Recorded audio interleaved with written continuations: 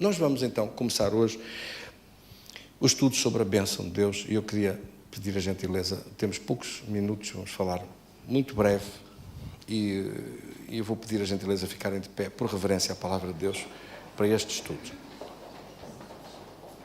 Gênesis capítulo 12, versículo 1 diz: Ora, disse o Senhor a Abraão, sai da tua terra, da tua parentela e da casa de teu pai e vai para a terra que te mostrarei e de ti farei uma grande nação e te abençoarei e te engrandecerei o nome, se tu uma bênção. Versículo 3, lemos juntos: E abençoarei os que te abençoarem e amaldiçoarei os que te amaldiçoarem. Em ti serão benditas todas as famílias da terra. Querido Senhor, damos-te graças da tua palavra, do teu favor sobre a nossa vida, da tua bênção sobre a vida dos teus filhos, em nome de Jesus. Amém. Tenha a gentileza de sentar. Do grego, a palavra bênção é a palavra baraká. É uma palavra que significa o favor extremo de Deus com a nossa vida. O favor imerecido de Deus. Bênção de Deus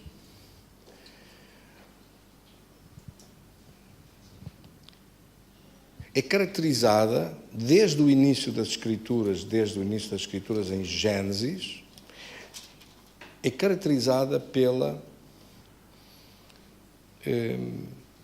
pela própria capacidade de Deus operar o seu poder criativo na nossa vida e através da nossa vida. O poder criativo de Deus que começa logo a abrir as Escrituras em Gênesis. No princípio era o caos e Deus começa a criar. E a criação de Deus surge por causa dessa característica inerente à própria natureza de Deus. Deus é o abençoador. Deus é aquele que abençoa. A bênção de Deus flui.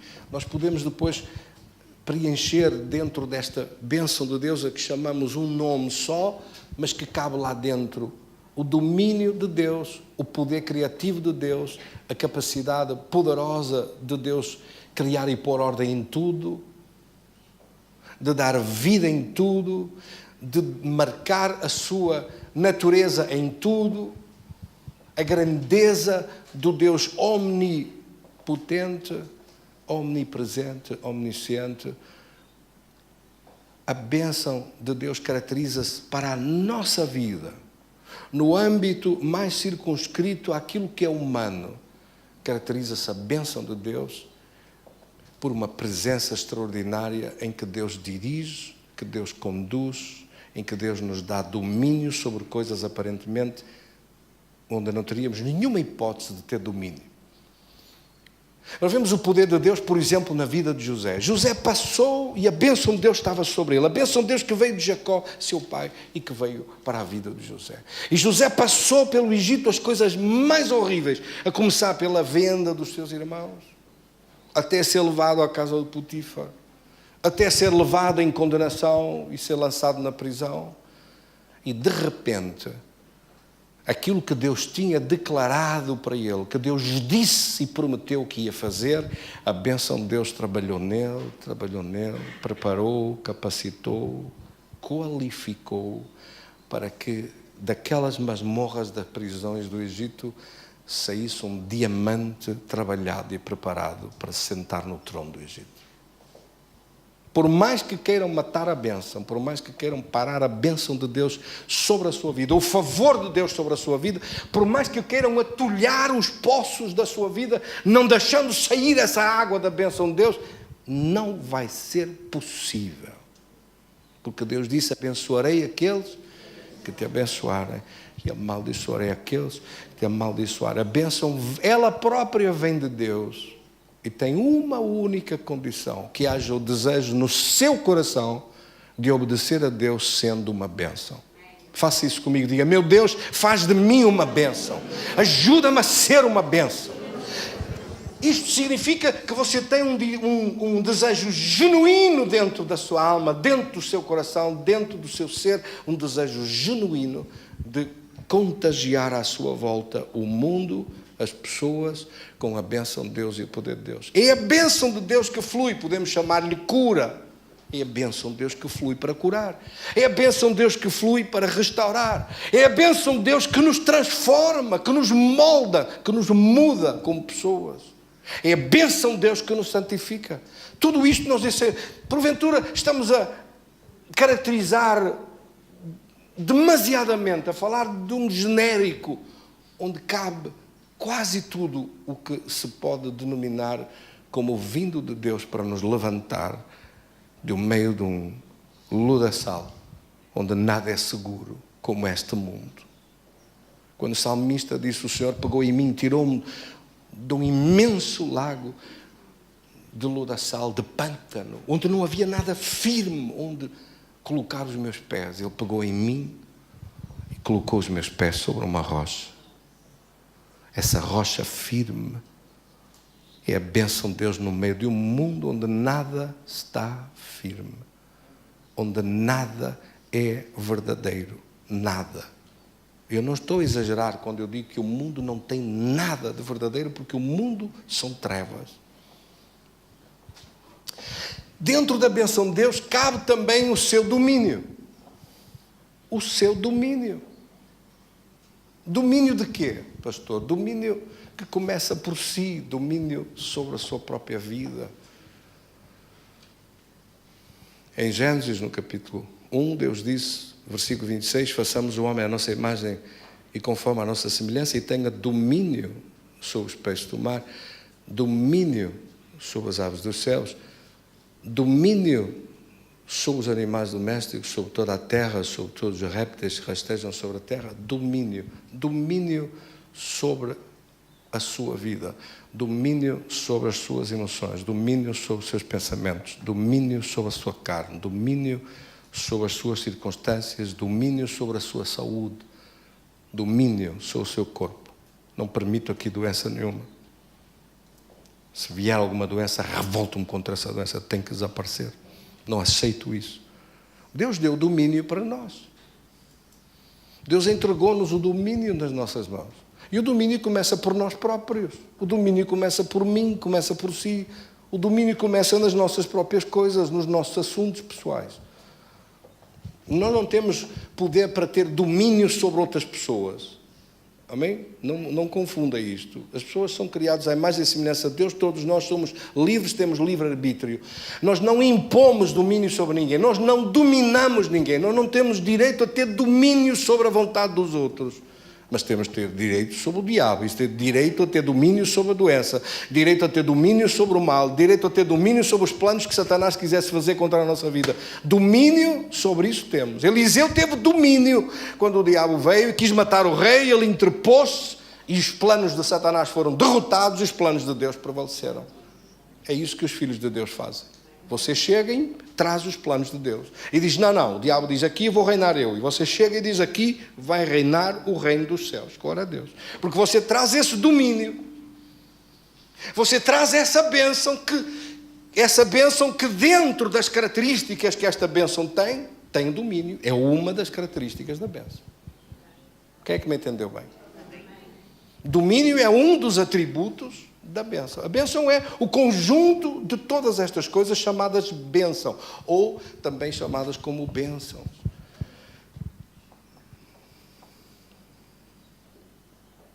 Domínio sobre os peixes do mar, domínio sobre a vida pessoal, domínio sobre as circunstâncias, domínio... Repare, Jesus é o expoente máximo da demonstração deste domínio. Jesus chegou, todo lugar onde ele punha os pés dele, onde ele passava, os demónios saltavam por todo lado. E havia domínio sobre a tempestade, domínio sobre os peixes. Dá uma ordem para poderes lançar as redes, e Pedro disse, Senhor, andamos toda a noite e não pescamos nada. Mas então pescaram. 2 barcos carregados de peixe. O domínio restaurado. O domínio que Pedro não tinha. Tinham andado a noite toda e não tinham pescado nada. Onde é que estava o domínio? O domínio perdeu-se. O domínio perdeu-se algures na má relação com Deus. Na perda da relação de qualidade com Deus. A falta de uma relação de qualidade com Deus. Perde o domínio. Ora, esse domínio que a Escritura declara é um domínio que foi recuperado em Cristo. Quando Jesus aparece de novo, depois da morte e ressurreição, diz aos discípulos: todo o poder nos céus e na terra me foi dado e eu dou a vós. Em meu nome expulsareis demónios. Em meu nome, Ele restaurou-nos o domínio através do seu nome. Restaurou-nos outra vez o domínio que estava perdido desde o Éden. Esse domínio estava perdido. O mundo todo, toda a humanidade, inclusive todos os santos do Velho Testamento que tinham morrido, não tinham entrado no paraíso de Deus. Estavam à espera, no lugar chamado seio de Abraão, à espera que Jesus viesse, morresse, para abrir o caminho, para então poder chegar ao paraíso de Deus. Amém? Nem isso. Isso tinha sido perdido. Jesus veio trazendo essa possibilidade do caminho de regresso, de retorno para a glória que estava perdida desde o Éden. A ideia de Deus era que a glória que estava no Éden, no paraíso de Deus, essa glória da presença de Deus, não só fosse naquele lugar chamado Éden, que é chamado o lugar, exatamente é o nome, significa lugar só, mas que fosse espalhado pela terra toda. A ideia de Deus era que o paraíso de Deus estendesse pela terra toda. Em vez disso, o homem perdeu a presença de Deus, perdeu a relação com Deus, perdeu o domínio sobre si próprio, sobre a vida, sobre a morte começou a reinar, as doenças entraram, os problemas entraram, porque o homem abriu a porta para Satanás fazendo uma aliança com ele. Pondo de lado a palavra de Deus e valorizando agora a palavra, outra voz, seguindo as instruções de outra voz. Esse é o problema. O que continua o problema no mundo de hoje, igualzinho. As pessoas estão a ouvir que vozes? A quem estão a dar ouvidos? Que vozes é que estão a ouvir? Se não é a voz do Criador dos céus e da terra, não vai longe. Há muitas vozes. Tanta gente a falar coisas. Mais de 1200 religiões espalhadas por aí à volta. Cada uma a pregoar os seus caminhos. Jesus disse: eu sou o caminho, a verdade. Ninguém vai ao Pai senão por mim. Arrasou. Arrasou. Então o resto para quê? É tudo para o lixo. Isso não é radical demais. Não, é de menos. Porque o diabo, ao fazer esse caminho tão largo onde cabe tudo, só o fez para atrapalhar, só o fez para criar confusão, só o fez exatamente para dar a essa promiscuidade imensa de dar tantas vozes para que cada um possa escolher o seu caminho. Mas o domínio das pessoas está perdido. As pessoas não têm domínio sobre a sua vida. A gente não tem domínio sobre si próprio. E não tem domínio, por exemplo, sobre a bebida, de quantas e quantas pessoas. Não tem domínio sobre beber. Começa a beber e nunca mais para. Outro não tem domínio em outro tipo de coisas. O diabo vem, tira-lhe a vontade, rouba-lhe a força da vontade interior. Isso que Jesus disse, nem só de pão vive o homem, mas de toda a palavra que o alimenta por dentro e lhe dá força por dentro para vencer. Não tem mais isso. Não tem alimento. Por dentro está fraco. Por fora pode estar um brutamontes, mas por dentro está sem força. Sem força começa a beber nunca mais. Para. Sem força tem que ir jogar e gasta tudo. Sem força desgraça a sua vida em qualquer coisa. Sem força vem uma doença, pode estar com o maior físico, vem uma doença e mata-o. Em 3 tempos. E o diabo faz o que quer lhe apetece sobre aquela vida porque No fundo, o domínio foi-lhe entregue de bandeja nas mãos dele. Mas Jesus veio, glória a Deus, Jesus veio. Há quase 2000 anos Jesus veio. E a oferta dele para nós continua válida. Mas nós é que decidimos. Eu quero esse poder de Deus na minha vida ou não. Eu quero essa bênção de Deus na minha vida ou não. Nós é que decidimos. Isto não se impõe. Isto recebe-se, aceita-se. E para isso a pessoa tem que ser humilde, tem que reconhecer, eu preciso do poder de Deus, preciso do domínio de Deus na minha vida, preciso da bênção de Deus na minha vida. Colossenses 1,13 diz que nós fomos tirados do império das trevas e transportados para o reino do seu Filho em amor. Nós fomos tirados das garras de Satanás, tirados do dominador que desde o Éden quis controlar a vida humana, dominar a vida humana, espezinhar, calcar, arrasar, destruir. Ele veio para matar, roubar e destruir. Mas Jesus nos tirou do poder das trevas, tirou-nos do domínio das trevas, do reino das trevas, do reino de Satanás. Não foi do Egito, não, foi de Satanás mesmo. Tirou-nos do reino das trevas e nos transportou para o reino do seu Filho. Agora somos cidadãos do reino dos céus. Qual é a diferença? É que Jesus entregou-nos outra vez o domínio. Porque é que agora temos domínio e podemos levar este domínio à vida de outros? Podemos levar esta bênção de Deus à vida de outros.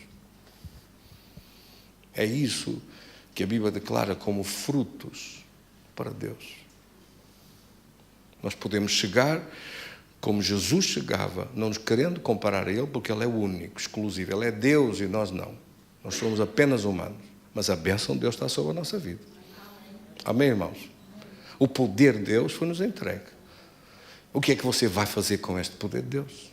Por quantas pessoas é que vai orar para escorraçar esse diabo à sua frente? Comece por si, a pôr o diabo em sentido, a não permitir que ele faça o que quer, a não permitir que ele traga os planos dele para dominar a vontade dele. Pelo contrário, não vai fazer nada. Diga comigo, esse diabo não pode fazer nada.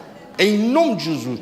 Foi tempo em que ele fez, agora nunca mais ele vai fazer nada. Mantenha-se com essa fé, com essa firmeza, com esse poder de Deus e não permita nada a esse diabo. A Bíblia diz, não deis lugar ao diabo. Quer dizer que se a Escritura afirma em Efésios 4:27, não deis lugar ao diabo, se diz não deis lugar é porque é possível dar. Mas a advertência é essa, não deis lugar. Não deis lugar é para não dar mesmo. Diga comigo, não dou. Não dou. Está feito, não dou.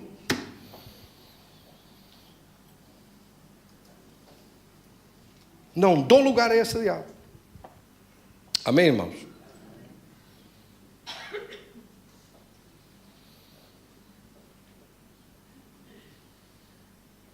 Romanos 5,17 diz, se pela ofensa de um só a morte reinou por esse, muito mais. Os que recebem a abundância da graça e o dom de justiça reinarão em vida por um só. Reinar em vida é isto mesmo, ter domínio sobre a sua própria vida. Ter domínio sobre a sua própria saúde. Pela ofensa de um só que foi Adão, a morte reinou, o diabo reinou, o poder das trevas reinou. O domínio dele instalou-se. E continua instalado no mundo em todos aqueles que não reconhecem a Jesus como seu Rei, Senhor e Salvador. Mas muito mais, diga comigo, muito mais. Pela abundância da graça. Esta graça é o favor de Deus, ou a bênção de Deus. Pela abundância da graça. Pelo dom de justiça. Veja como é caracterizada a justiça segundo Deus. É um dom. Deus disse assim, Senhor, eu não posso nada, eu não sou justo, mas eu torno-te justo. Eu declaro que tu és justo porque Cristo levou as tuas injustiças. Então é uma dádiva, um dom. Fomos qualificados como justos. Fomos tornados aptos como justos. E a oração de um justo pode muito nos seus efeitos. Elias orou e a chuva parou. Tornou a orar, a chuva veio. A oração de um justo pode muito nos seus efeitos. Você ora como um justo. Por que é que Deus o ouve? Deus não ouve os ímpios. Deus não ouve o injusto, mas o dom de justiça tornou-nos audíveis diante de Deus. Os céus abriram-se porque o véu se rasgou e os filhos de Deus podem clamar e podem pedir e podem receber. E o dom de justiça, esses que recebem a abundância da graça e o dom de justiça em Cristo, reinarão em vida. Então foi restaurado o domínio que estava perdido desde o Éden. Os irmãos perceberam bem? Por isso esta bênção de Abraão que está aqui faz com que nós possamos entender bem que este renovo da graça de Deus, ou da bênção de Deus, no livro de Gálatas isto está muito claro. Gálatas 3,13 diz: Cristo nos resgatou da maldição da lei, fazendo-se maldição em nosso lugar. Para quê? Para que a bênção de Abraão viesse para ser dada aos gentios.